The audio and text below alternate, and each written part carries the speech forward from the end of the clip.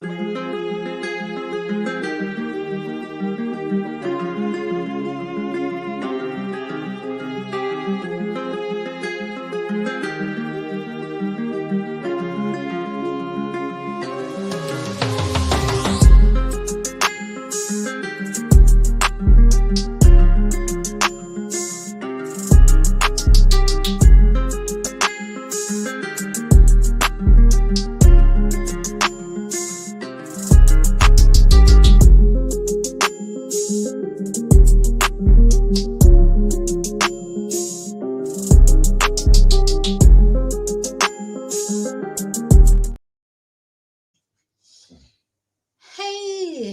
it's me, Vicki Marie, and good morning, good afternoon, or good evening,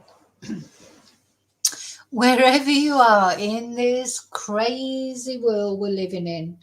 The world that just got a little bit crazier today, didn't it? But you know what? I've given up worrying about things.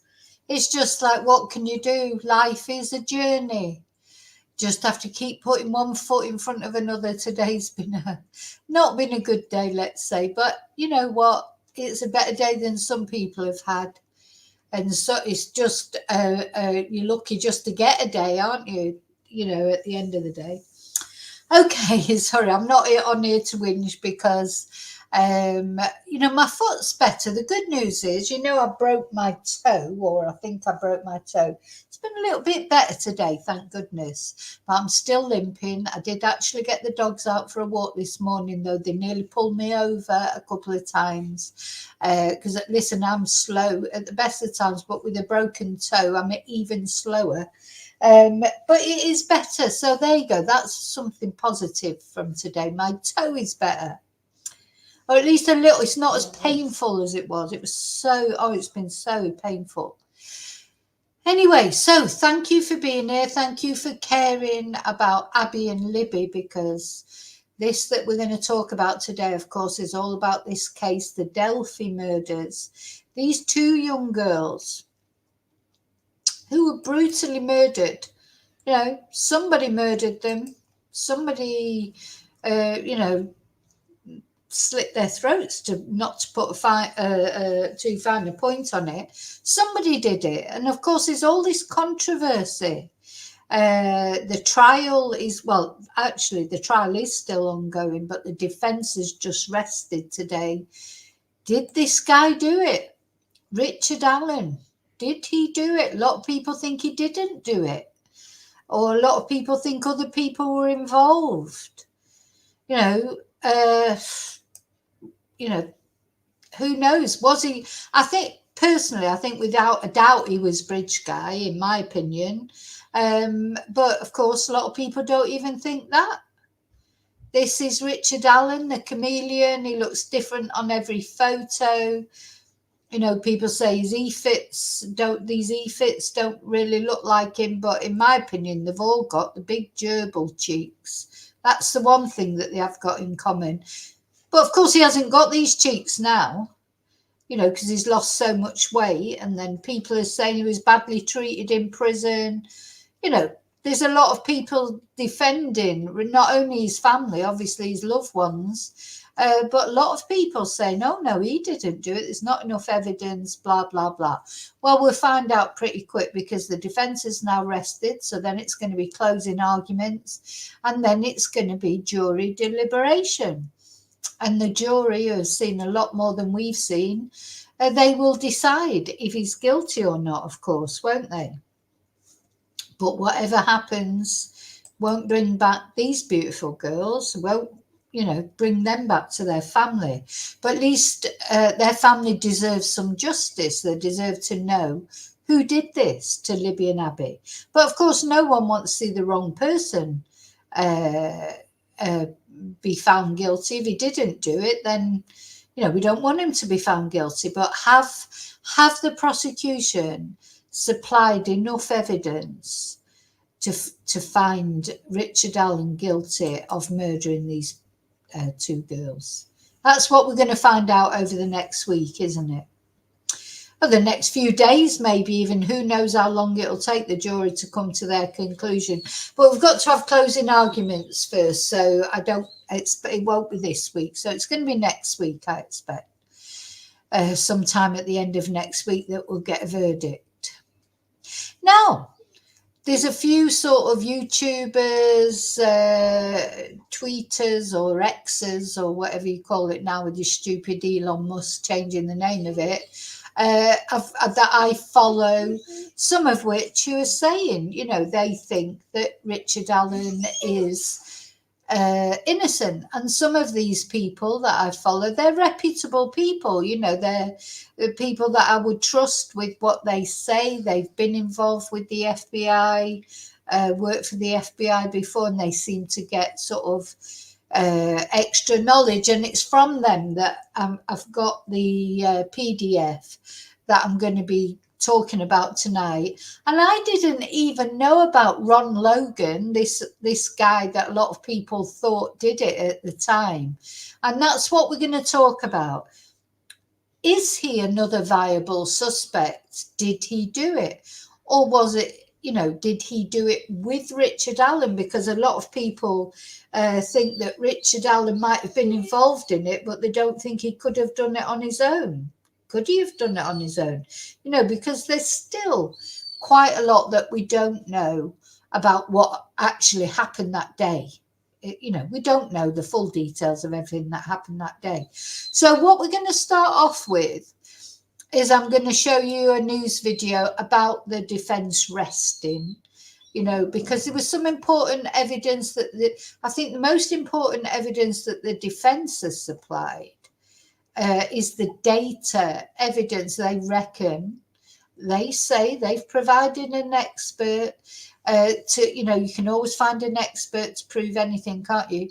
But they found an expert who says that Libby's phone, the headphones were plugged into Libby's phone long after Richard Allen was definitely back at home for when he has got an alibi. So they're saying, you know, who plugged those earphones into Libby's phone is the killer. And it wasn't Richard Allen because he'd left the scene by then. So anyway, we're going to have a little look at that. But then we're going to have a look at this Ron Logan. And as I say, I didn't know anything about this guy. But this is a guy that apparently was in the frame originally. Let's have a little look at him. He owns the land, I think, where Abby and Libby were found. And he has since died. He died of COVID a couple of years ago. So he's not, you know, possible to, even if they had any proof that he'd done it, he's dead, he's gone. He's, you know, he'd be, if it was him who did it or had anything to do with it, he'd be, you know, facing a different kind of judgment now. Something I'm just looking at there when I see these gloves. Is this typical what people would wear in that area? Because of course there was no DNA on Abby and Libby, or there was only the DNA of Libby's sister on Abby, but then Libby's sister was wearing, Abby was wearing Libby's sister's top. But yeah, look at those gloves. That's just they're like gardening gloves, aren't they? Well, you would, you know, if you touched people with those on, you wouldn't leave any DNA, would you, or fingerprints or whatever? So I've only just noticed them. Anyway, this is Ron Logan, and he is someone who came under suspicion from the FBI right in the beginning of this case. And the FBI definitely considered him a viable suspect in this case. So we're going to talk about that. First of all, I'm just going to say hello to everyone. Hi, David. Hi, Lorna. Hi, Daniel. Yo, hi. Hi, Heather. Heather, didn't you know I broke my toe on Sunday? Well, I think I broke it. You know, I stubbed my toe. I've mentioned it. Oh, you mustn't have been watching bad girl, you weren't watching the video. I did mention it in a bit. I think it was Sunday. I don't know all the days. But God, it's Thursday tomorrow, and there's another week that's flown past. I stubbed it. I stubbed my toe on a chest of drawers in the bedroom. You know how much that hurts. And actually, I definitely think I broke it or broke a bone in my foot or something because it was so painful. But actually last night I soaked it, I put a sock on it, it does feel better today. It does feel, but this is the first day where I've not been in agony with it. Honestly, I've been in a lot of pain from it. But I have a student who's a doctor and she told me there's nothing you can do about it anyway, and just wear whatever feels comfortable, whatever doesn't hurt, and just wait for it to heal. There's nothing else you can do. So there you go.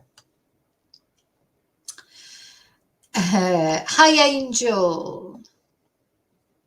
So, and hi to everybody watching at home. Hi to Replay crew. I know there's a lot of people that are interested in this case, and people have, people have taken a lot of interest in this case, and there are a lot of people that think that Richard Allen is innocent. I don't think I do. And even now, even after reading up about this Ron Logan that I didn't read, I didn't know about before, I do still think Richard Allen is the bridge guy. Put it that way. I think he's the bridge guy. I don't think this guy's the bridge guy, and we'll look at why I don't think that. Whether they were involved in it together, who knows? But we'll talk about it. So the first thing we're going to look at is just a news item that talks about the fact that the defense is rested. So now I am quite tired tonight. So I've literally only just finished work at 8 o'clock. Tuesday and Wednesday are now my busiest days. So if I lose the thread, look, I can't even work out how to put the video on. But that's when I'm tired. I do get a bit like where I can't function. But anyway, here we go. Yeah, it's sharing, isn't it? So just to... More breaking news. The defense rests its case in the trial of Delphi murders. The suspect, Richard Allen, stands accused of killing 2 teenage girls, Libby German and Abby Williams, more than 7 years ago. Day 17 of the trial resumed this morning at 9 a.m. We do know the prosecution wants to call a few more witnesses before closing arguments, followed by the jury then getting instructions and then deliberating. But let's recap what we learned from yesterday in the courtroom.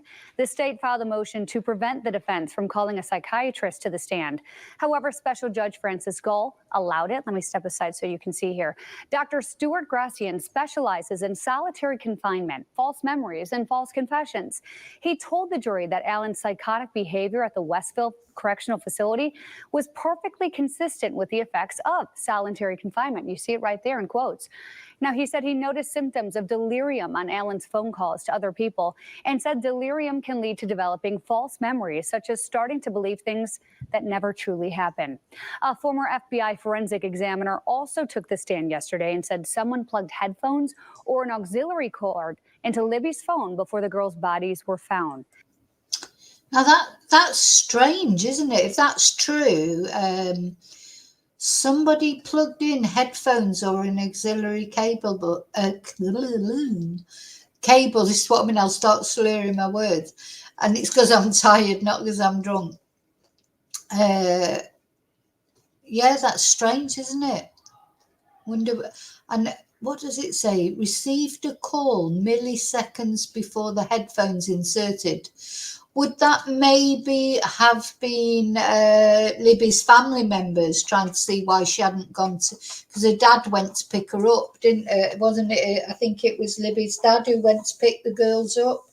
So maybe that was them asking why, why they weren't where they were supposed to pick them up. But anyway, let's carry on. Eldridge examined the data from Libby's cell phone and determined that the headphones were inserted at about 5:44 p.m. and then removed at 10:32 p.m. on the day the girls went missing, bolstering the defense's theory that the killers took the girls somewhere before leaving their bodies near Deer Creek. Yeah, because the defence are insisting this, aren't they? That the girls were taken somewhere and then brought back to the creek. You know, have they created? Thing is, if they can create reasonable doubt, that means a not guilty verdict. Eldridge said that Libby's phone received a call milliseconds before the headphones were inserted. Now, this is also the same phone of where we got video and audio of the bridge guy. So a lot is happening today. A lot even happened yesterday. The defense, again, resting its case. So we will keep you updated on when we get that verdict. Why wait? Get your Daily 3, Daily 4 numbers straight from the Hoosier Lottery today at 1:30 on WND. Yeah, so that's curious, isn't it? Who plugged the earphones in? Did Richard Allen take the girls somewhere else? And yet then there was also evidence given where they said, experts said they thought the girls had not been moved, or they thought that Libby had been dragged, but that Abby had been killed where she was, and not moved. Gosh, it's a very difficult case. It's a very difficult case. So let's have a look. Who is this guy? Who is Ron Logan? Well, as I say, I didn't even actually know anything about him. But let's have a look at a couple of interviews that he did at the time. So don't forget, these girls went missing quite a long time ago in 2017. And this guy, he was still alive then, though he was quite an elderly guy, but a fit, healthy, elderly guy. And he was investigated by the FBI. But I've got a couple of interview videos that I want to show you of him talking.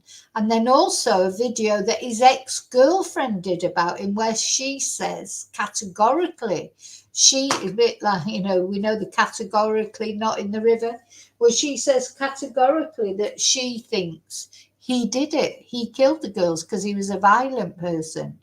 So, first of all, we'll look at the interviews that he did. Because he's a local resident, he was interviewed a couple of times at the time when the girls went missing, or when they were found, because they were found the very next day. So they went missing and were found. They went missing, and then their bodies were found the next day, weren't they? So, right, let's have a look at the first interview.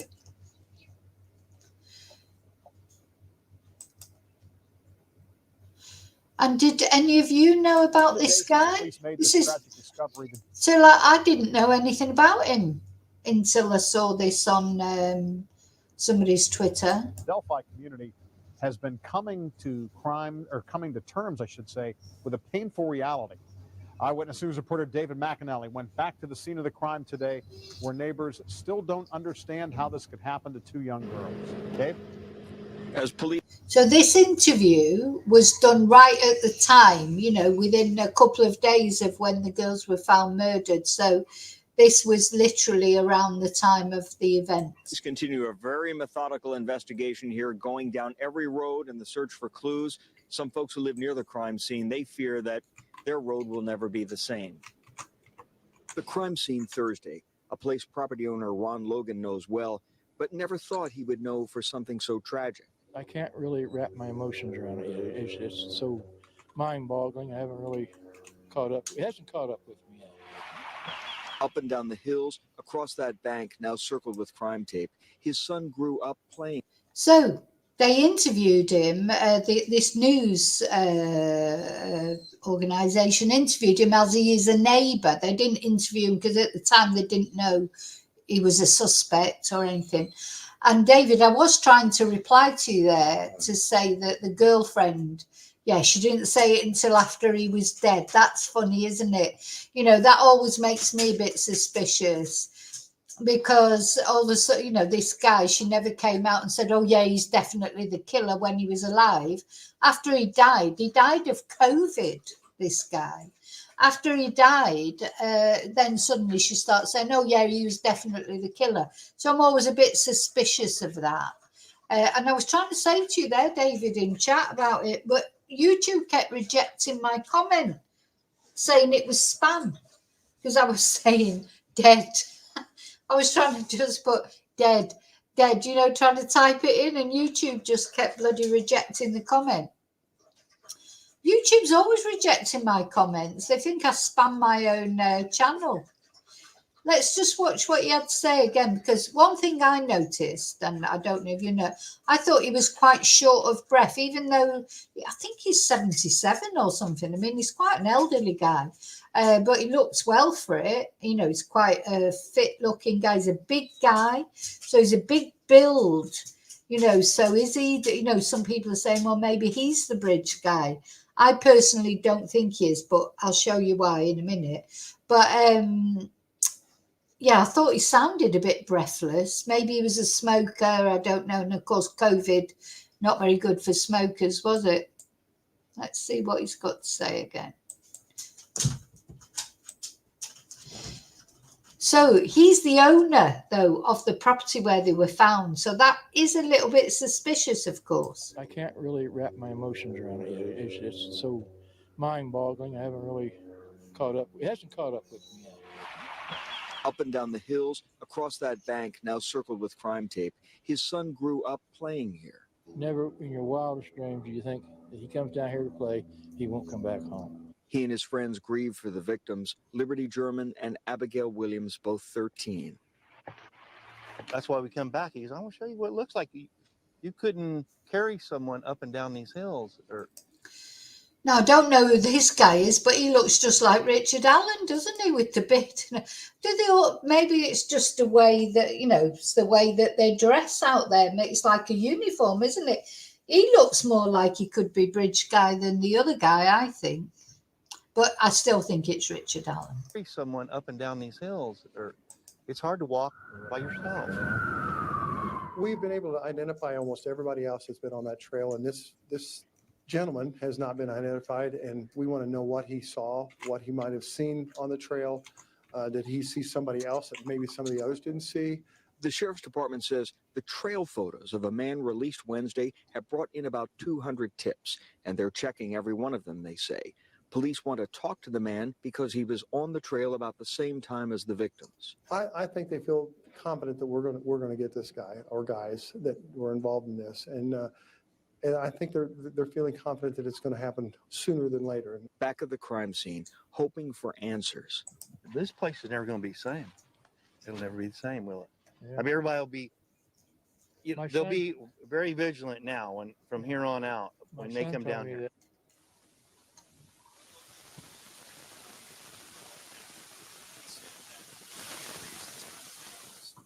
All right, that's David McAnally tonight in Delphi. Now, here's another look at the man police are so desperate to talk to. Again, they have not said he's a suspect or a person of interest. Instead, investigators believe that he is the only person they haven't identified. Yeah, I think he's too tall as well. And I just, when you see this guy's face now, you can see his big cheeks. You know, I can all keep going on about his cheeks. But these are distinctive. He had distinctive big fat cheeks. He hasn't anymore because he's lost so much weight. And yeah, he doesn't look very tall, does he? He doesn't look very tall. And also, I think the thing we've always got to remember is Richard Allen himself said he was on the bridge and said he was dressed like that. So do you know what I mean? It's like he has comfort. So I think without a doubt, Richard Allen is bridge guy. Maybe you could start thinking then, well, but does that mean that he killed them? So he definitely spoke to them because they took the video of him. And, you know, so he's definitely involved in it in some way. Identified who was in the area at that time. Now, if you were in the area that day or you know anything that could help solve this case, police do want to hear from you. They've set up a new tip line for information about the murders of Libby and Abby. All tips should be called into that number, and you can remain anonymous. You see it right there on your screen. The number is 844-459-5786. Okay, so now we're going to look at another interview with the same guy. In the days since police made this tragic discovery, the Delphi community has been coming to crime, or coming to terms, I should say, with a painful reality. Eyewitness news. Let me turn the other one off. I told you. I'm tired. Sorry, I am tired. But I will remember Carroll to County, share. and still distraught over the loss of 2 of their own. In fact, our Eyewitness News reporter Emily Longnecker tonight continues our team coverage in Delphi with how people there continue to cope with the loss of Abby and Libby. Emily? John and Andrea, people here in Delphi are cautious tonight about saying too much of anything. Many of them knew these 2 young girls and they know their families, and they are just finding it still very difficult to talk about what happened. On the outskirts of town, though, where police found the 2 teens' bodies, people are talking, sharing their disbelief and anger. Against the beauty of the sunshine and bright blue skies Wednesday, it was still hard for Ron Logan to believe the violence visited upon 2 young teens just out for a hike on a day off from school. So here he is again being interviewed. Now, the thing is, I think he was probably interviewed quite a lot because, he owns the property where the girls were found. Now, apparently, from what I've researched, people made his life a misery because a lot of people decided he was guilty, even though there was no evidence that he was guilty. And people right up to when he died were suspicious of him. And, to be fair, that's what would probably happen to Richard Allen. Even if he's found not guilty, I expect he'll always be thought of as guilty. They'd have to move completely out of that area, wouldn't they? Because it's such a small area as well. So people associated Ron Logan with this case right up to his death.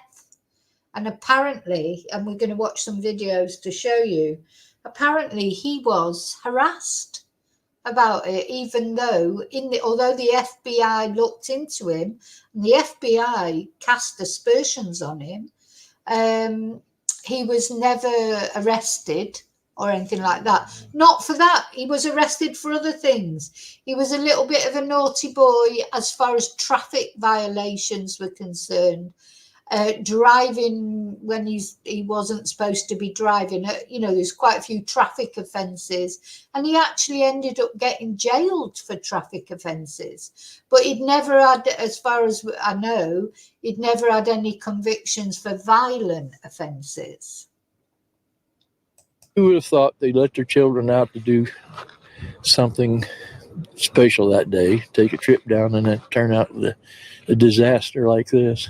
For 53 years, Logan's lived on the country road near the... So he's lived there for 53 years. So, wouldn't he have done something before? I don't know. But then wouldn't Richard Allen have done something before? I personally think he's too big to be the bridge guy, not only tall-wise, but although I know bridge guy is heavy set, I think he's too heavy set, this guy. But anyway, that's just my opinion. The trail that leads to the Monon High Bridge. People walk up and down it with their children, and yeah, it's quite a nice little trail, and the bridge is real. Never, though, has Logan seen... See how breathless he sounds. No wonder COVID got him. Anything like what he has this week. The search for an eventual discovery of the bodies of Libby German and Abby Williams. The area that they were in is very hard to get to. I mean, you can't get there unless you walk there. I mean, so somebody would be walking with them or something. Those are the same kind of thoughts Marvin Sandifer keeps mulling over. His daughter used to hike the same trail. She said, I've seen a couple scruffy looking guys back in there, but So here's another guy from the area. They've all got the baseball cap on and a similar sort of look about them, haven't they?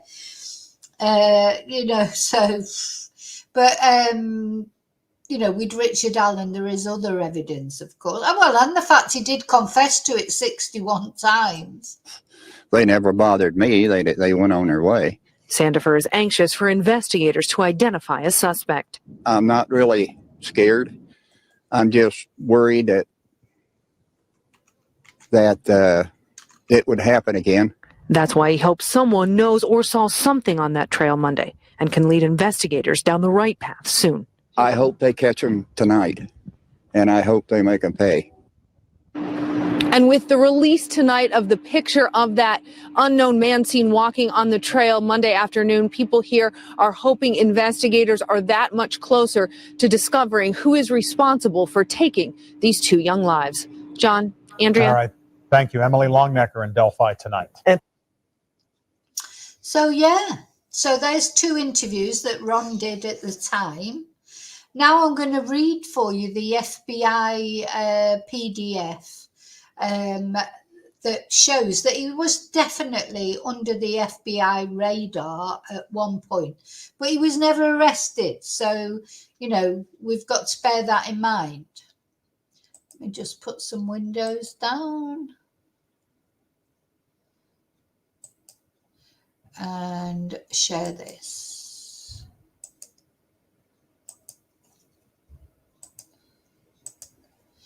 So I don't know how well you can see the actual PDF, but I'm going to read it out to you anyway. I don't know if I can. Oh,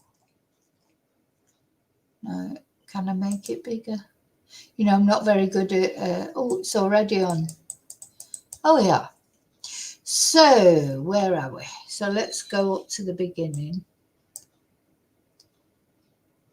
So this is just the search warrant. Okay, so you are authorized and ordered in the name of the state of Indiana to enter into Ron Logan's entire property, described as a white 2-story single family dwelling, his detached garage, outbuildings and his car. For evidence related to the murders, I've got to make that smaller because I can't, to the murders of LG and AW, which of course is Libby German and Abby Williams, and diligently search for the following items. So this is a copy of the search warrant. Any and all evidence pertaining to a murder, including clothing, forensic evidence, blood, seen and unseen, hair, bodily fluids, seen and unseen, fibers, weapons, including guns and cutting instruments, electronic devices used to produce the cellular signals detected by law enforcement in the area of the crime scene, and animal hair samples. So the FBI, off they went. They're authorized to do all this. Computers and computer equipment, digital storage devices, tapes, cassettes, cartridges, streaming tape, commercial software and hardware, computer disks, flash drives, disk drives, monitors, computer printers, etc., etc. I don't have to read all that out, but basically this is giving the FBI, carte blanche, basically, to search whatever in the home of Ron. Now, let's see, that's, need to go down a little bit. So, Nicole Robertson swears or affirms she believes and has good cause to believe evidence of a homicide is located in the residence of Ronald Logan. So, to get that search warrant, they have to show just cause, don't they? They have to show, she'll have had to, Nicole Robertson from the FBI, she'll have had to show just cause to get the search warrant. And then it goes, so Nicole Robertson, I'm a special agent with the Federal Bureau of Investigation, and I've been employed as such for 12 years. Prior to her employment, Nicole was employed as a Sauk Village, Illinois police officer for approximately 6 years. She's assigned to the Merrillville Resident Agency, and she participates in the investigation of all violent crimes. So then we have the background to the crime. On February the 13th, 2017, at approximately 1 p.m., Juvenile victims, hereafter referred to as LG and AW, were taken to the Monon High Bridge Trail located in Delphi, Indiana. They were walking the trail. I don't have to go through all the longitudes, etc. At approximately 2:13 p.m., which was the time of the last contact with LG and AW by cellular device. The victims were supposed to be picked up by a family member at 3 p.m. and the victims never met with the family member. Approximately 5:30 p.m. was the last successful ping of the cellular phone. The victims, LG and AW, were located deceased on February the 14th, 2017 at approximately 12:17 p.m. Where they say they were found. So were they taken somewhere else, do you think? Why were they not found on that day? Surely then maybe they just didn't get around to searching that area on that day. Don't think, that doesn't seem to have, I don't think any evidence has been brought up saying that they were moved. Like Libby's phone didn't move, did it? Her phone didn't ping off any other cellular towers.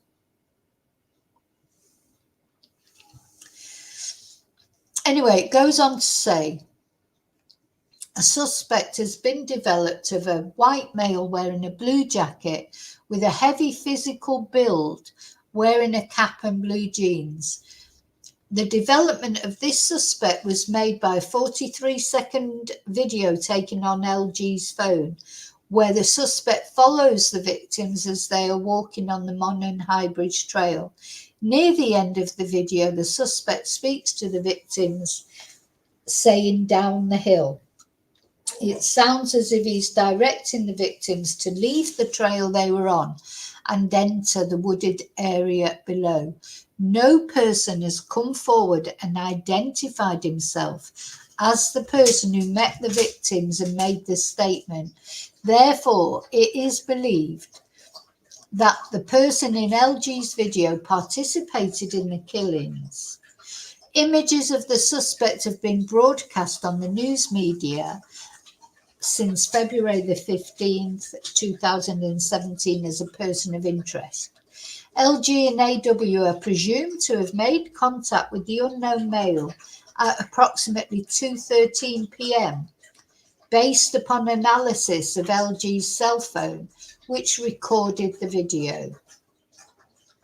And then on February the 14th at approximately 12:17, victims LG and AW were found dead with wounds caused by a sharp weapon. Of course, we now know that they actually had their throats cut on the property owned by Ronald Logan. A large amount of blood was lost by the victims at the crime scene. So they're describing it as a crime scene. I don't think those girls ever left that spot. I don't think they were ever taken anywhere else. Because of the nature of the victim's wounds, it is nearly certain the perpetrator of the crime would have gotten blood on his person or clothing. The location of the crime scene is approximately 1,400 feet from Logan's residence. Logan is a 77-year-old male. He bloody looked good for 77, I've got to say. His physical build is consistent, they say, with the male suspect videoed by LG on the Monon High Bridge Trail. Logan owns farmland and cares for large farm animals. He appears to be in good physical condition. He's been interviewed several times. His voice is not inconsistent with that of the person in the video. Now, I'm just going to come back to the chat. What do you think about all? I didn't even know about this. Did anybody know about this? Hi, Angel. I didn't even know about this other guy. And why have the defense not made more of it? So the other thing that I'm a little bit suspicious of, because if the defense, they've got another possible suspect here, why haven't they brought him up in the trial? Or it could have been him, Why?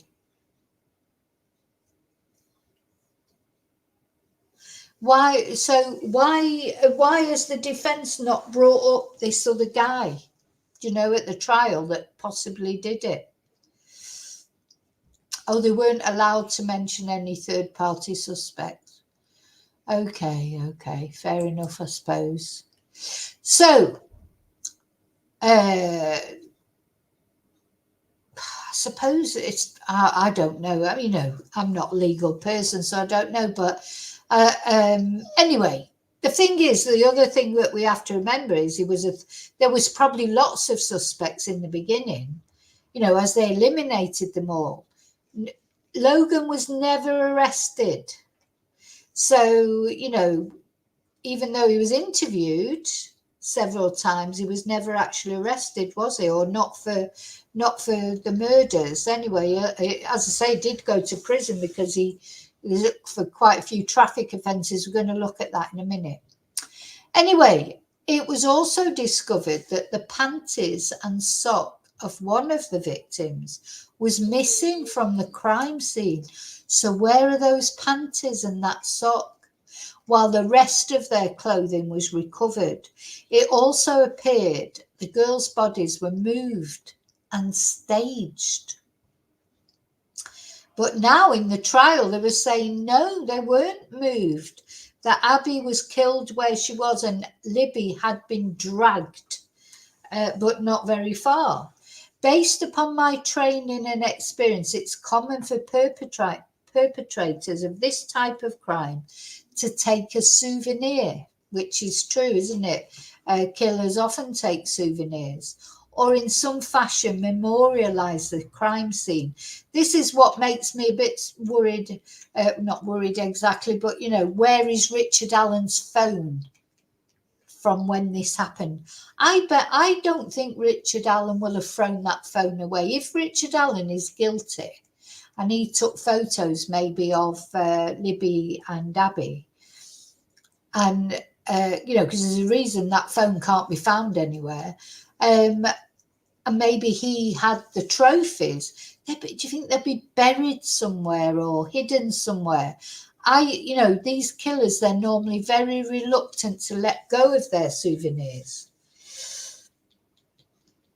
So whether by photos or electronic or digital methods that are then downloaded onto computers, storage devices, tablets, phones, iPad devices, or other electronic devices that store digital data for later viewing, scanning, or copying.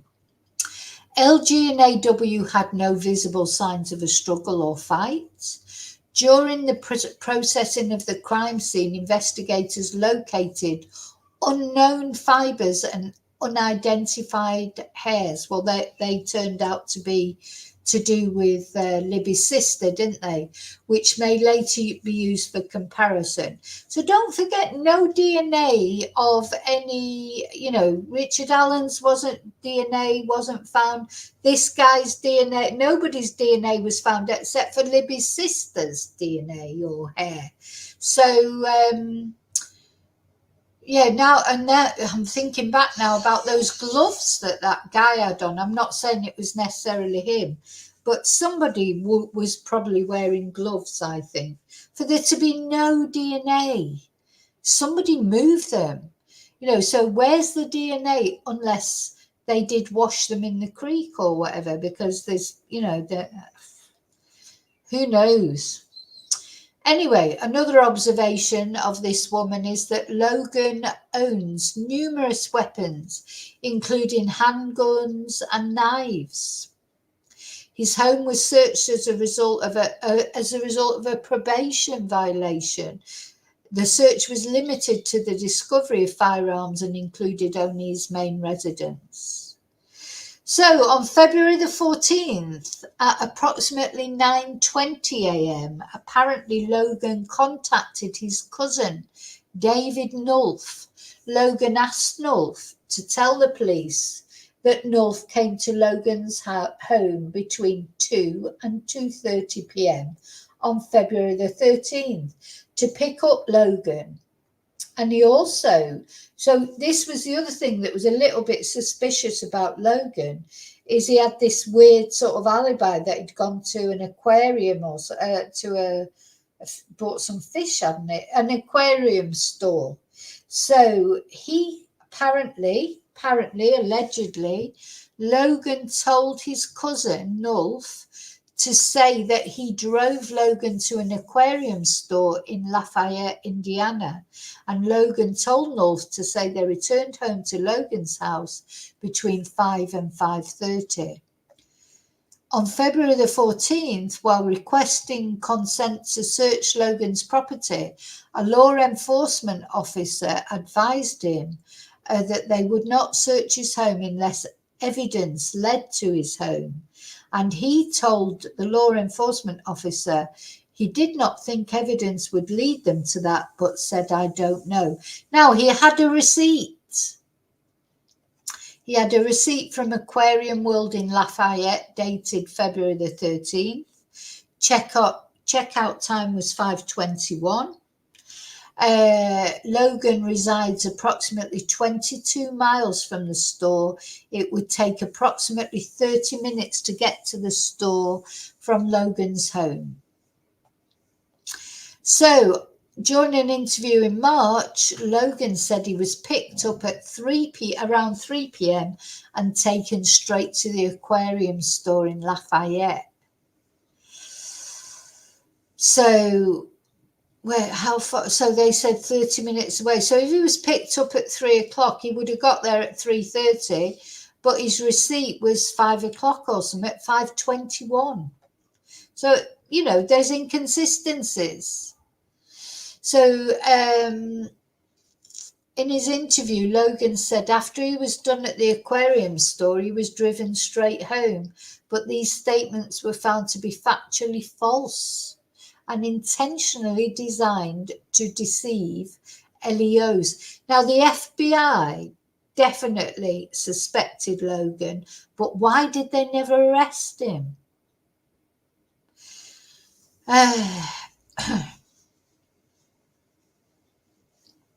So on March the 7th, his cousin was interviewed and he said that he was with Logan on Monday, February the 13th, and he drove him to the aquarium store. But on March the 9th, he was interviewed again and he said he had lied. He explained that he had lied when he was interviewed in March, and he explained that Logan had never asked him to lie for him in the past. And he knows that Logan has driven his vehicle while on probation and he's prohibited from driving his. So, so it's possible, isn't it, that he told him to lie because he didn't want the police to know he'd been driving his vehicle, which he wasn't supposed to do. So I suppose that's possible. I'm just coming back to the chat. Hi, Popeye.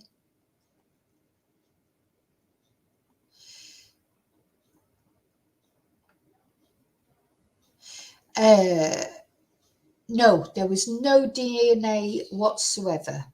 No DNA whatsoever. And yeah, that point you're making, David, Rich Dallin had so many devices, didn't he? But he didn't have the phone from that day when these girls were murdered. He didn't have the phone that he had then. So out of all them devices he had, but he didn't have the phone from the time. So he said on March the 12th, Nulf, which is Logan's cousin, said that Logan called him on the morning of February the 14th, asked him to provide the alibi for his drive to the aquarium in Lafayette. The phone call was made prior to the law enforcement discovery of LG and AW's deceased bodies. Based on investigators' experience, it's reasonable to believe that the creation of an alibi prior to the discovery of a crime indicates culpability or knowledge of that crime. And Nulf said he thought the photo of the male that was released by the media of the man on the bridge looked like Logan. So they learned that Logan had driven on February the 13th to drop off trash. They had video of him driving his white Ford pickup truck.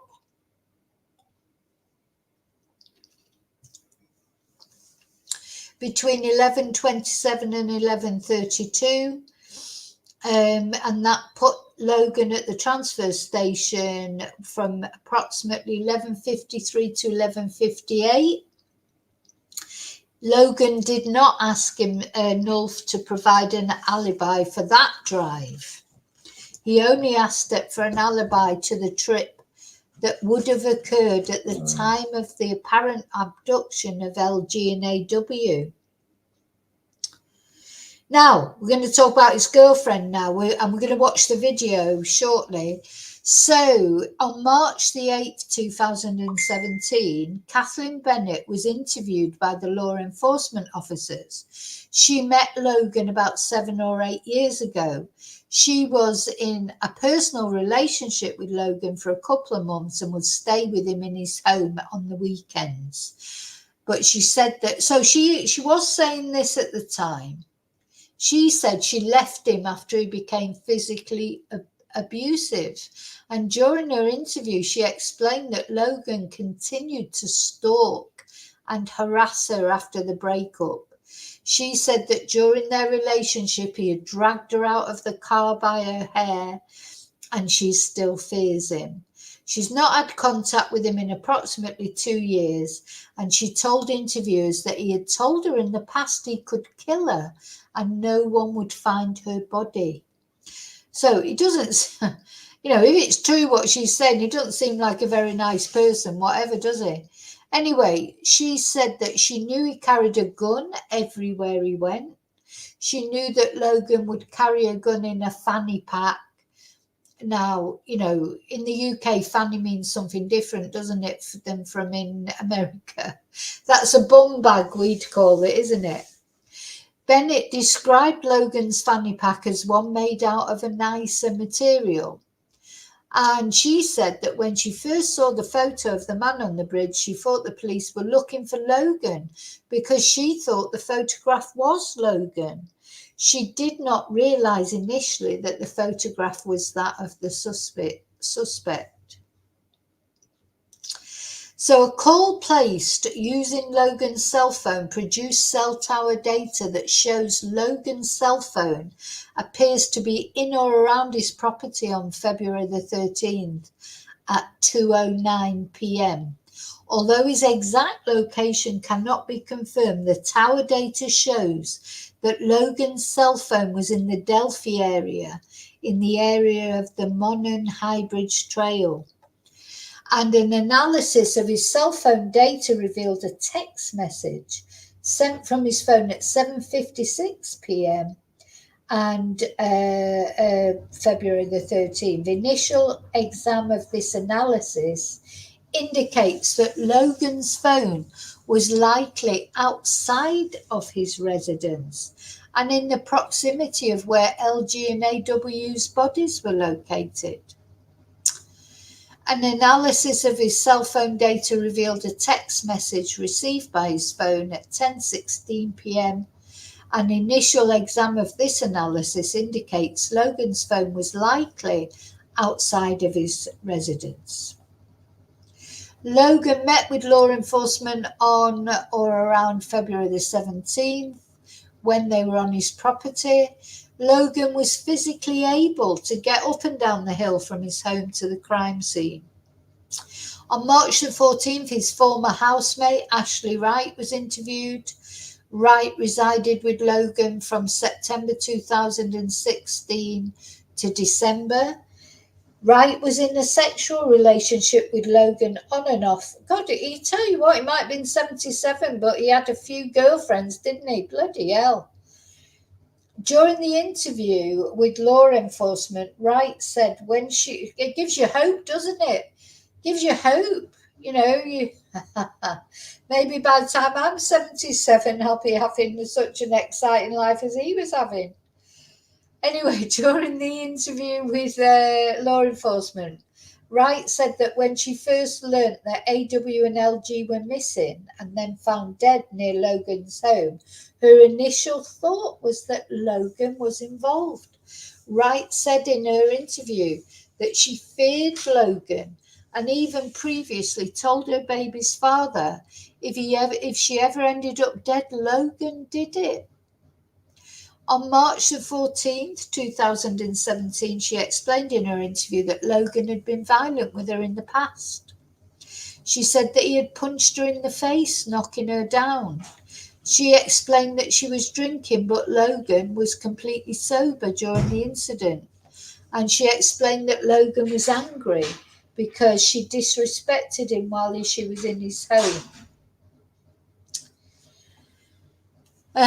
So on February the 13th, LG's family began searching the area of the trail where LG and AW were initially dropped off, beginning shortly after 3 p.m. LG's family and other community members joined the search shortly thereafter. Carroll County Sheriff's Office was notified at approximately 5:30 p.m. that LG and AW were missing, and once the search began, no one reported seeing any person matching the description of the male on the bridge.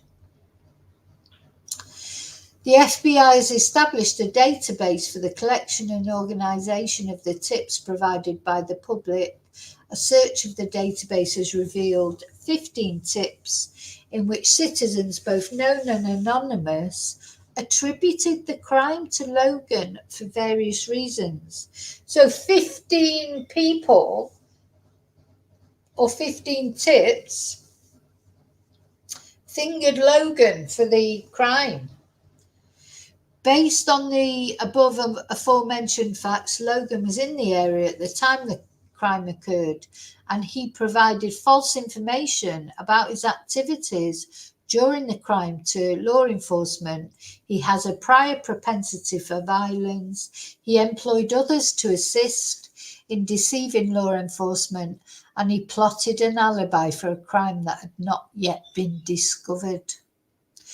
So, based on the aforementioned facts, I believe there's probable cause to believe that Ronald Logan has committed the crime of murder, and evidence of that could be found on his property. So the affiant requests a warrant to search his property, described as a white 2-story single-family dwelling, etc., etc. And then it just goes on, again, the things that they're authorised to take. And it's signed by Nicole Robertson on the 17th of March, 2017. Now, the thing is, they'll have gone and done this. Sorry, my voice is going. They'll have gone and done this search, but he wasn't arrested, so they mustn't have found anything. So we've got to remember that. If they would have found anything on his devices, etc., the guy would have been arrested, and he wasn't. So we've got to remember that. Sorry, I'm just coming back for chat. Hi, Steve. Hi, Chumba. Hi, Warrior. Yeah, well, this is the big question, isn't it, Warrior? What is he guilty of?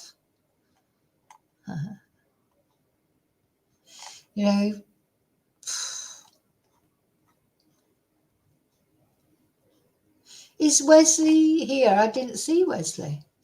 Hi, Wesley, are you there? So, that's what happened with the search warrant. But we have to remember, he was not arrested. Nothing was found then, I presume. That was the reason for the search warrant. But if he wasn't arrested afterwards, we can presume that nothing was found on his devices. Nothing was found in his home. And where is this sock and these panties that have been taken?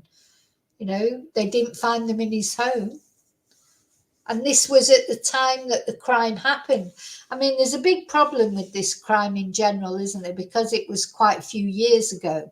So, as far as the witnesses are concerned, I eyewitnesses are notoriously unreliable when it's just happened. Never mind when you're going forward like 7 years or whatever, 6-7 years. So, you know, it's difficult, isn't it? Because, well, we see. We don't know as well. There's things that the jury has seen that we haven't seen.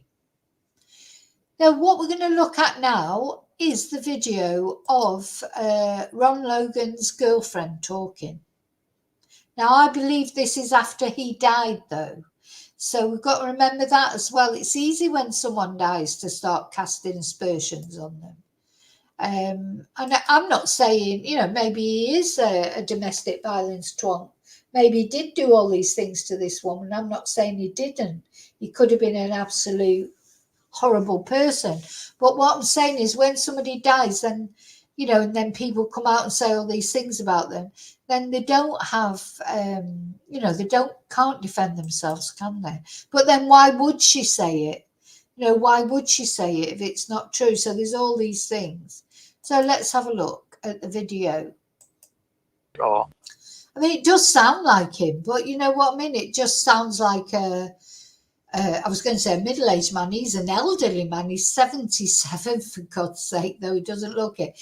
You know, it could be anyone's voice in a way, but can't they analyse the voices? They've got his voice recorded.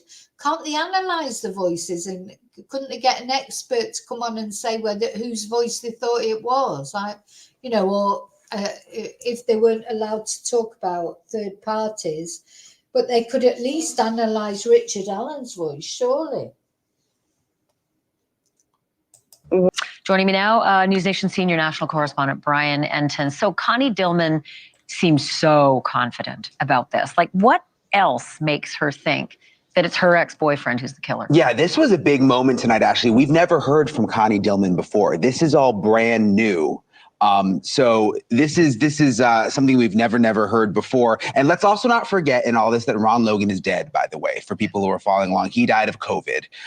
But she basically says that he is a bad man, that he is a violent man, that she thinks that he did it, that he was violent with her in the past. And as you heard in that clip, that when she heard that voice, she thought right away that it was Ron Logan.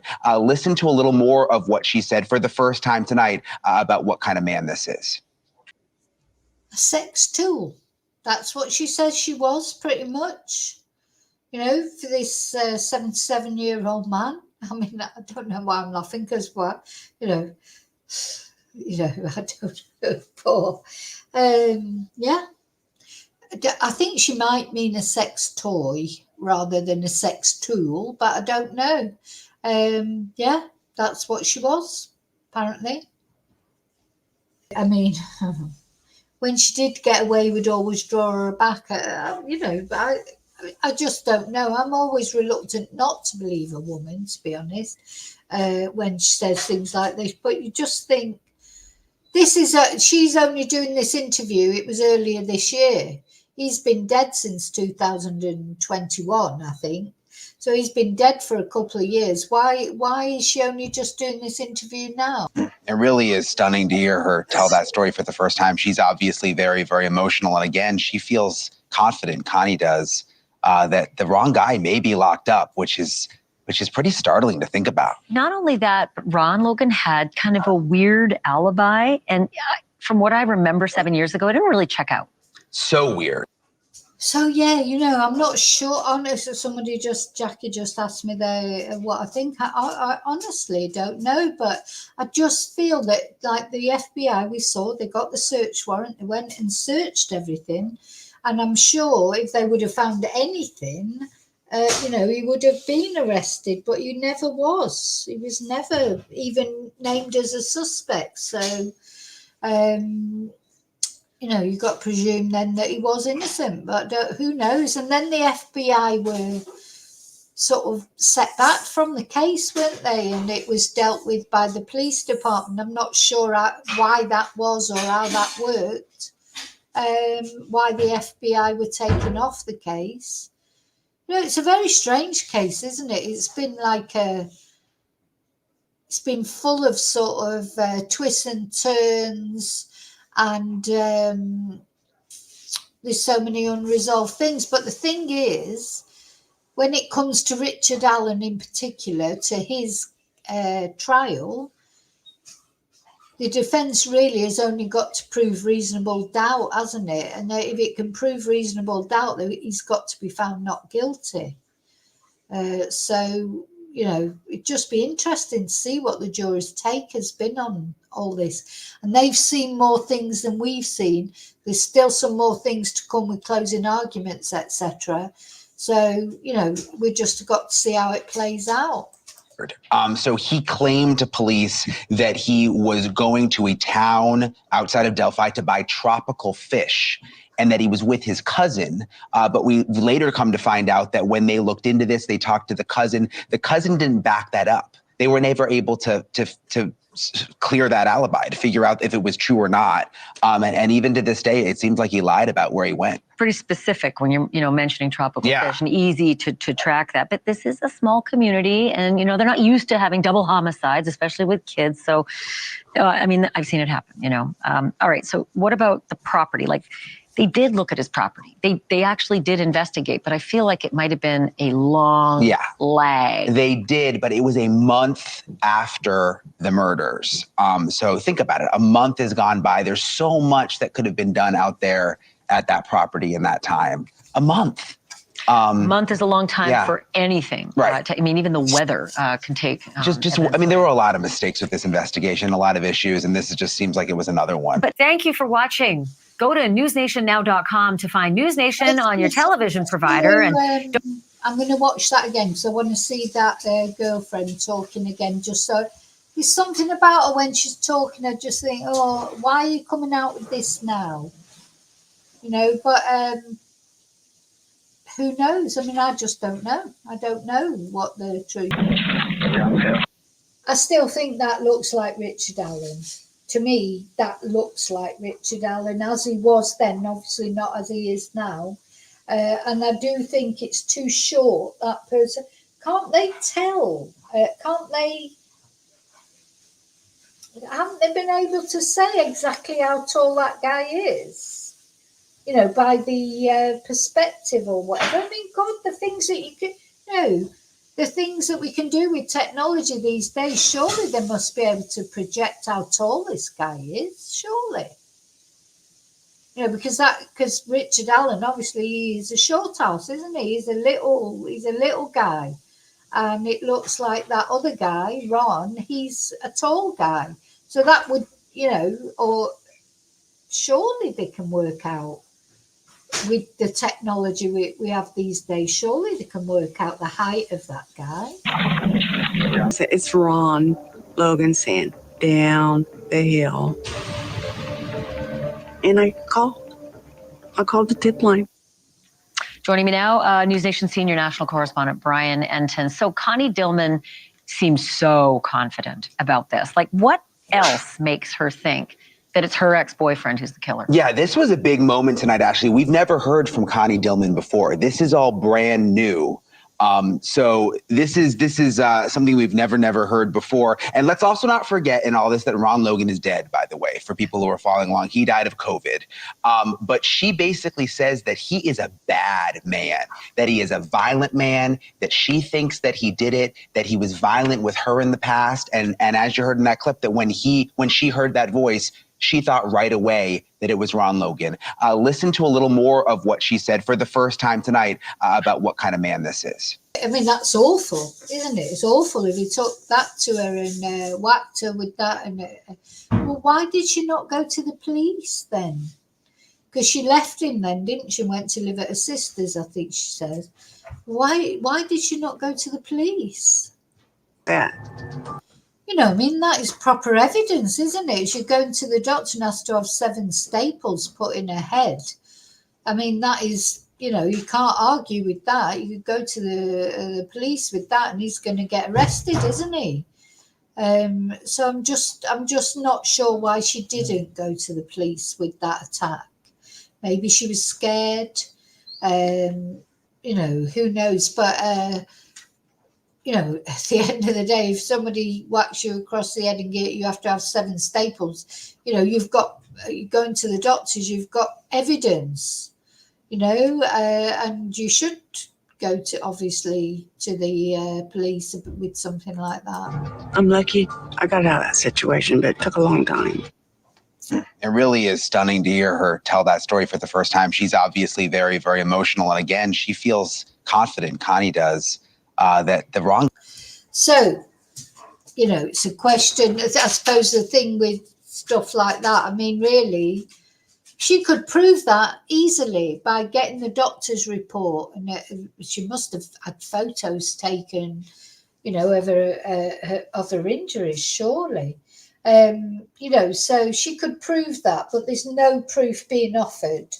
You know, so I'm always a little bit cautious because at the end of the day, Ron, you know, he does have the right to reply. You know, if you can't, sometimes people do accuse people of doing things that aren't true. So, you know, she should really have backed that up with some evidence. And why is she coming out with it now?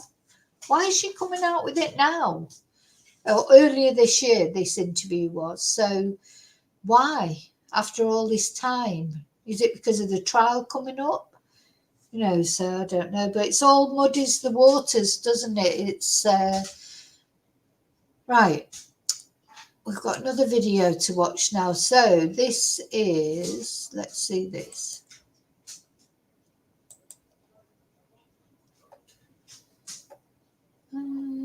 Let's see. And teenagers 5 years ago. It centers on this man, Ron, in the hunt for the killer of those 2 Indiana teenagers 5 years ago. It centers on this man. Now, he has got a similar build, hasn't he, to the bridge guy, though I think he's more stocky. I still can't believe he's 77. It's obviously having a load of sex tools keeps you young. That's what you need to make you young, find a load of sex tools, because he certainly looks well for it. But he's carrying quite a lot of weight, isn't he, around his tummy. Now, let's have a look at the bridge guy. Where's the bridge guy? He's not carrying that much weight around his tummy. And I think the facial hair that this guy has got is not white. Is it? Anyway. Teenagers 5 years ago.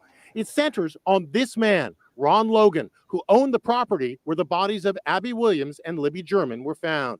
An FBI search warrant has just been released, revealing they searched Logan's home. Logan has been the focus of attention from day one. Inside Edition Stephen Fabian interviewed him in 2017. Yeah, he's got a really big belly, hasn't he? He's got a really, really big belly, whereas the other guy's thick set, but I wouldn't say he's got a big belly like he's got. Just cannot believe this terrible thing that happened to the community and the families actually happened here on my property in my backyard. He claimed he had an alibi, buying tropical fish 20 miles away. I was not home during the time that all this was happening. I was in Lafayette. Yeah.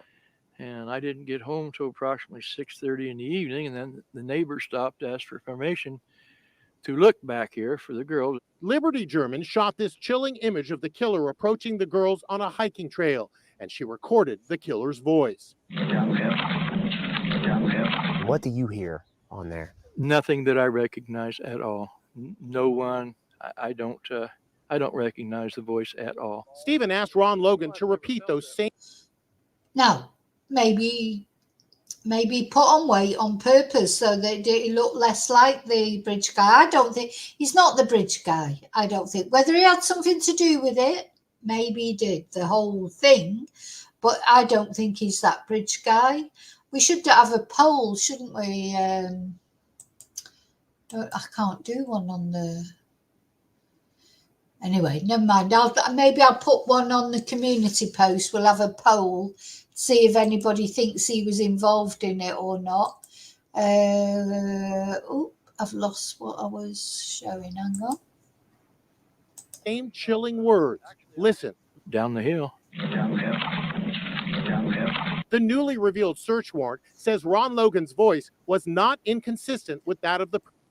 I mean, it's not inconsistent with what the guy had said, but probably any sort of middle-aged to older man. See, this, I don't think this guy's got a white moustache, has he? The bridge guy. But anyway, probably anyone would sound similar. But also, what you've got to think is, if he was guilty, is he really going to stand there on national TV and say down the hill? He's just not going to do it, is he?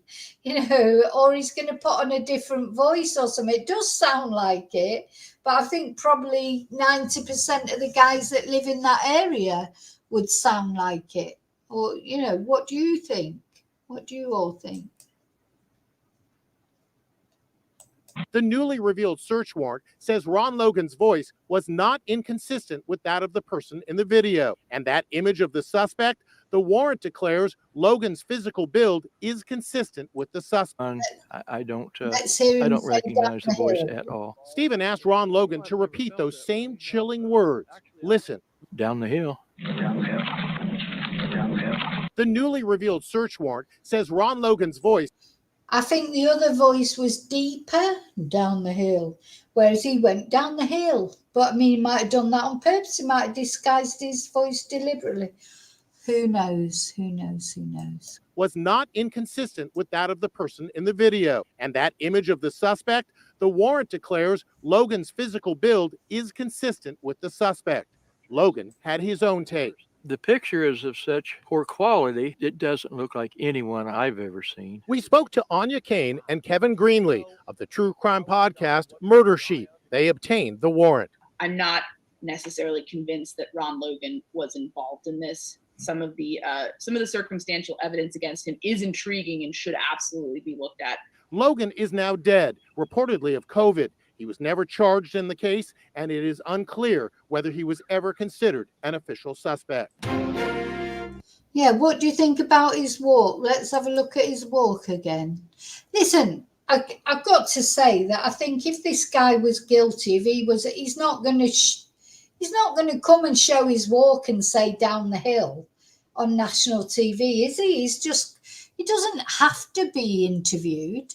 He's not. He could just say, no, I don't want an interview. Nobody can force him to be interviewed.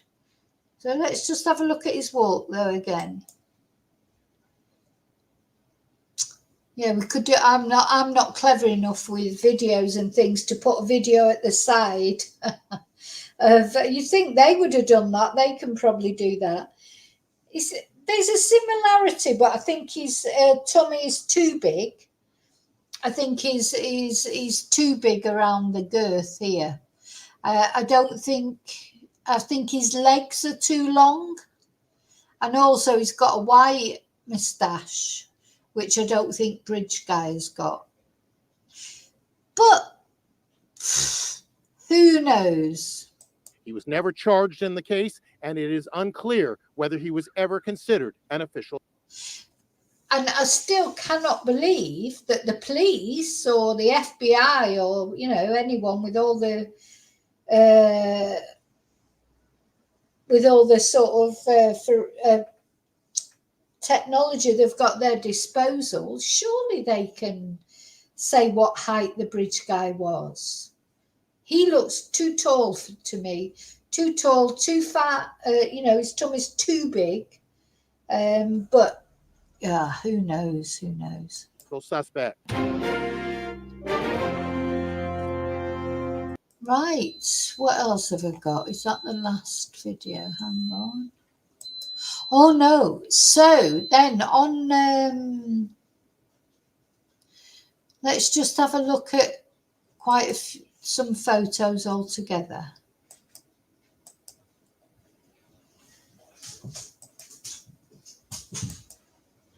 Oh yeah, let's have a look at this. So this is when he went to prison. So the owner of the land where two Delphi girls were found murdered in February was sentenced to almost 4 years in prison on illegal driving charges.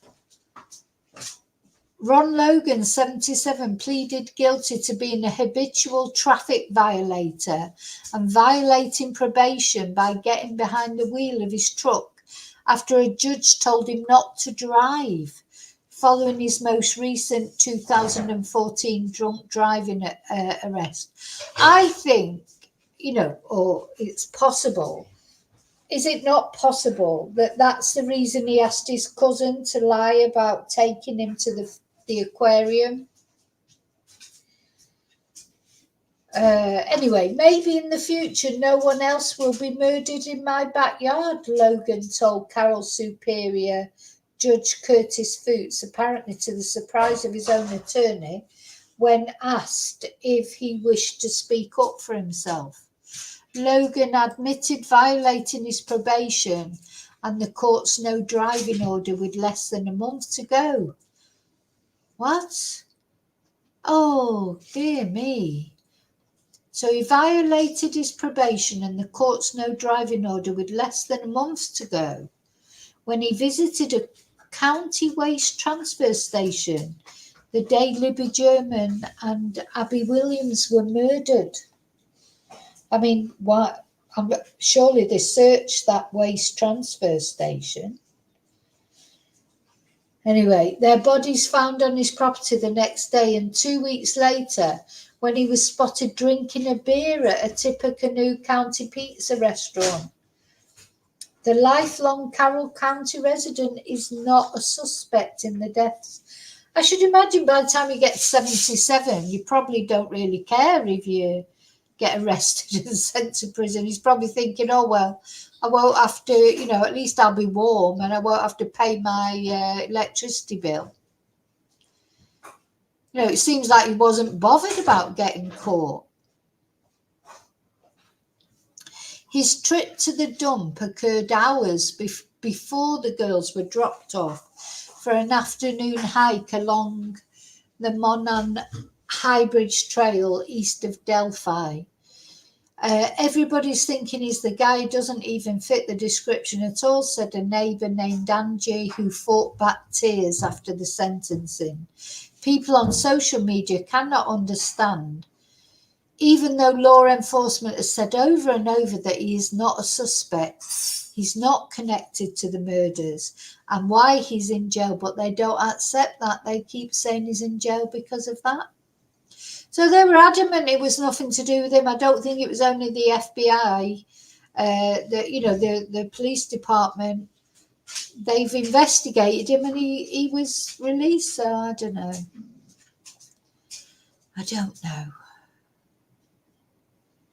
So apparently he cooperated with detectives and reporters in the days after the bodies were found. And that notoriety may have played a role in community awareness of his driving. Yeah, because probably everybody knew who he was then. So then if they saw him driving around, and the neighbour said, all eyes are on him right now because he's the property owner. So between 2000 and 2014, he was arrested for drunk driving 4 times, resulting in 3 convictions. Well, I'll tell you what, you couldn't, God, walking across that bridge if you'd had a few drinks. Mind you, Richard Allen had a few beers with him, didn't he? God, I wouldn't want to walk across that bridge whether I'd had a drink or not. God, you'd fall off the edge of it. So apparently they've given him loads of chances before, and then in the end they imprisoned him because, he'd run out of chances, I suppose. So he got 22 months. So did he die in prison then? Because he died shortly after this. He died in 2000. Oh no, this was 2017. So he didn't die. I think he died in 2021. But if he was sentenced to 4 years, yeah. So what? He just got out of prison and then he died. Bless him. God, this is, you couldn't make this story up, could you? Anyway, I just want to show you various photos of him to see what you think.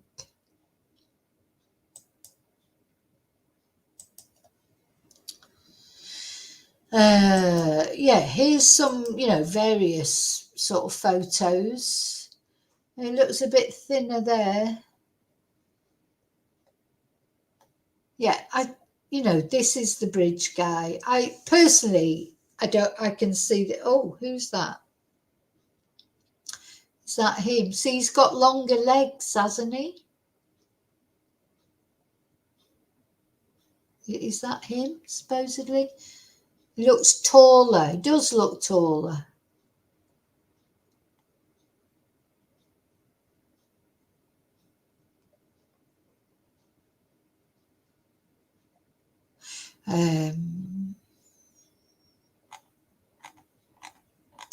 Anyway, so I want to look now at Reddit when they announced on the subreddit that he died. Now, I don't know who this guy is. He's got his own YouTube channel. I'm going to show. I hope he's should have contacted him actually and asked if I could use his video. But I just want to show it briefly anyway. Not going to show the whole video.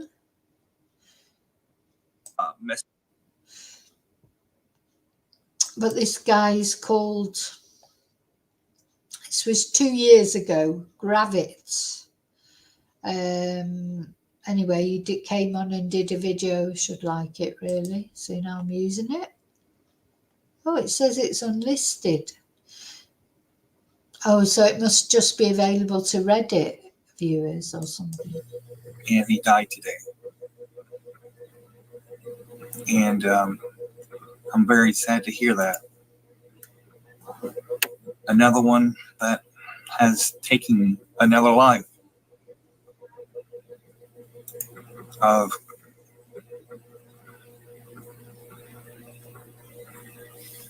understand he's been on the ventilator. He was, the person was saying, it's sad that, hey, Teresa, how you doing? It is very sad that Ron Logan has died. He looks genuinely upset, this guy. So whether he was a friend of his or whatever, but he does look genuinely upset that he's died. So he was on a ventilator. You know, COVID claimed a lot of people, didn't it? I'm reading the notes here that he's been on a ventilator about 11 a.m. this morning. So another person has passed away from this deadly disease, this virus, and it's sad that it's getting as old as he was. That don't have enough immune system in his body, but he was on the ventilator to keep him alive. Yeah, so I mean, he was a good age, wasn't he? So he was, if he was he 77 when he died, or was he 77 when Abby and Libby were murdered? I don't know. I mean, he did well to get to that age. I mean, Abby and Libby didn't even get to sort of, out of their teens, did they? So, old age is definitely a privilege. Also, he had a lot, he had sex tools. So, he had an interesting life, didn't he? Do you know what I mean? He's like, he certainly had a good life, didn't he? He was at it right till the end, with his sex tools and everything.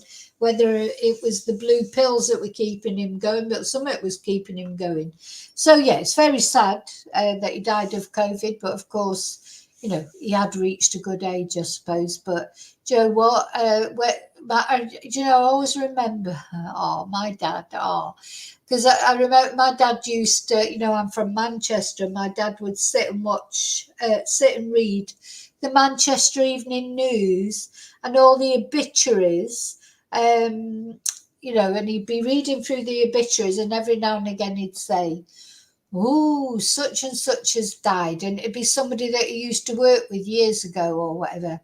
He'd say, "Oh, such and such has died," and I'd say, "Oh, how old was he? And, because I was young then. So when you're young, anything over 30 is old, isn't it? And he'd say, oh, only young, 75 or whatever. And I'd think, oh, God, only young, 75. But, of course, when you're 74, 75, not saying I'm 74, I'm not that old yet. Not yet, but hopefully I will be one day. I mean, if you manage to get to that age, you're lucky, aren't you? But yeah, I often think about that. My dad and I used to say, oh, he's only young 75 or only young whatever. And I used to think, what, only young? God, that's ancient. But, my dad was probably 70 by then. So he was thinking, 74 is not really that old. But, it's funny, isn't it? As you get older, people, you think of, that guy is 77 and he was having a sex tool. I'm thinking, maybe, there's hope for me yet, sort of thing. But anyway, no, it's a joke. I'm joking.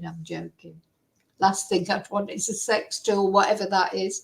I think she meant to say sex toy, to be honest, because a sex tool conjures up a completely different picture, doesn't it, than a sex tool is different from a sex toy. I don't know. Oh dear. But anyway, so Ronnie certainly had an interesting life. And I'm not trying to make light of it, because if he was a murderer of 2 teenage girls, then he's a bloody horrible person. Or even if what that woman was saying about him, that he attacked her with a wrench and did all those horrible things to her, he's not a nice person, is he? But I don't know. See, I don't know for sure if he did those things. I'm surprised that she hasn't shown any evidence, because she said that she had to have 7 staples in her head. Surely she'd have some medical reports from that.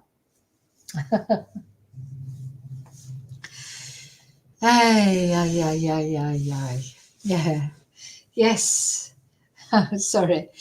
I can feel myself getting a bit giddy now. That's because I'm even more tired and I'm hungry now as well. Yeah. I'm sorry, Dre. I think that's a load of rubbish. Nothing to do.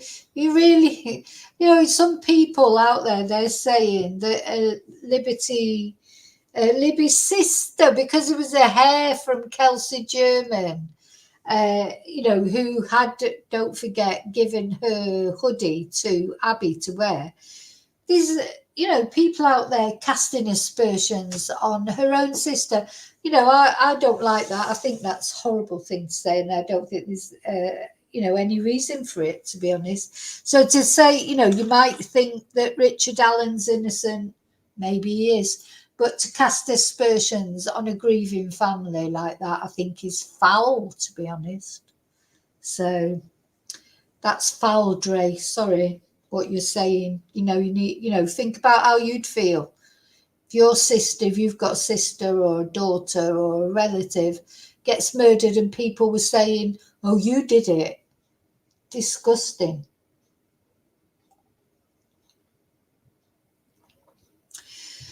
Disgusting. Okay, so I'm going. So I hope you found that interesting. I never knew anything about this Ron before. So I'm interested to read about it, and,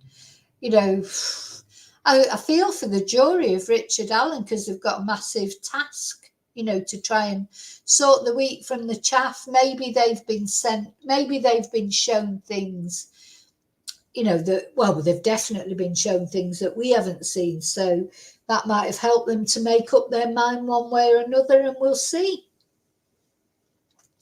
Oh, shut up, Dre. Shut up. You're totally getting on my nerves now. You idiot. Sorry, total idiot. I'm going into Grey Hughes mode here. Get these idiots on. I don't even know you. You never come in my chat before. There's only come in my chat chatting shite. What a fool. Never mind. Dre, go and lie down in a dark room. Go and get some help. Go and get some help. Okay, I'm going. And thank you so much for watching. Thank you for, apart from Dre, you can just piss off and don't ever come on my chat again. But apart from them, thank you everyone else for being respectful. You know, we can all have inquiring minds about things, but it doesn't, you know, we don't start blaming sisters of murdered girls with absolutely no reason to say it whatsoever. We don't do that. We're a bit more respectful than that. And thank you so much for watching. Thank you for caring about Libby and Abby. And I just hope they get justice one way or the other. Because the thing is, somebody murdered these girls. Whether it was Ron, whether it was Richard Allen, but somebody did it. Some twonk did it. And they need to be held responsible, don't they? Yeah, Dre, Dr. Dre. It's such a ridiculous name as well. Such a ridiculous handle, isn't it? Dre. Oh dear. Anyway, I shouldn't get into arguments with anonymous idiots. You know, they're not even real people, most of them. Okay. Oh, maybe it's Nightbots or Alter Ego. Maybe it's Nightbots or Alter Ego. Okay, I'm going to put on my community, it'll be tomorrow now probably because I'm too tired now. But tomorrow I'm going to put like a poll and see what people think one way or another. So take care. I'll see you really soon in the next video. Please don't forget to like and subscribe. Even you, Dre, if you want to subscribe, if you want to come on every now and again and make a tit of yourself, you go ahead. And I'll see you really soon in the next video. Thank you so much. Bye.